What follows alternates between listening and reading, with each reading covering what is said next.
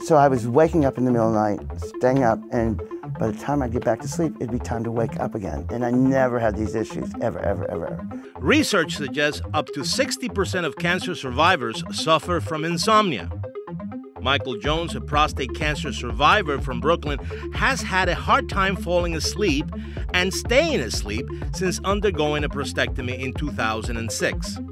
I became anxious about the fact that my sleep was not adequate, it was interrupted, and I knew it's not good for me. I just had this nagging feeling, I must sleep and something's wrong. That's when I started to make myself a little mental. Jones continued to suffer from insomnia until he saw a flyer from the CHOICE clinical trial that looked to improve quality of sleep for cancer survivors with non-pharmacologic therapies. Many conventional cancer treatments, such as chemotherapy, then in combination with steroid, can cause a lot of sleep disruption acutely.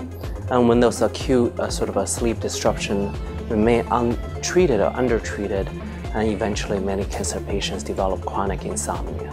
Dr. Jun Mao, the lead author and chief of integrative medicine service at Memorial Sloan Kettering Cancer Center in New York, recruited 160 survivors with clinically diagnosed insomnia to undergo 8 weeks of treatment with acupuncture or cognitive behavior therapy for insomnia, known as CBTI. CBTI is a very specific type of counseling techniques.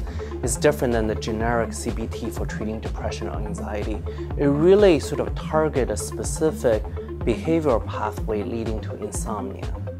Mao's study found both CBTI and acupuncture were effective in treating moderate to severe insomnia, but CBTI was more effective for those with mild symptoms.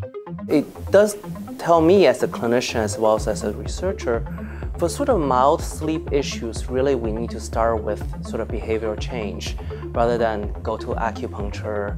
But for the moderate to severe, I think acupuncture can be a very useful tool. Acupuncture works by putting needles through specific points in the body to stimulate the nerves on or beneath the skin. The nerve then signals the brain to release the body's natural painkillers like endorphins and dopamine.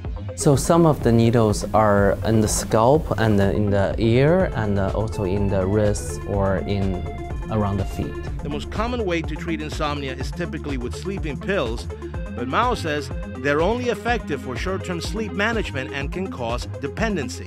Plus, new survey results show survivors prefer to be treated without medication. I have tried some, and it always felt like I just felt really bad in the morning. Like I had a hangover without the joy of doing something silly, and I didn't want to add another pill to my life. Mao's study also found sleeping improvements from CBTI and acupuncture were sustained for up to 20 weeks following the start of the trial, even after the treatments were completed. I don't have those days where I'm going, oh my God, I didn't get enough sleep last night. I don't have those days anymore. That's a big deal.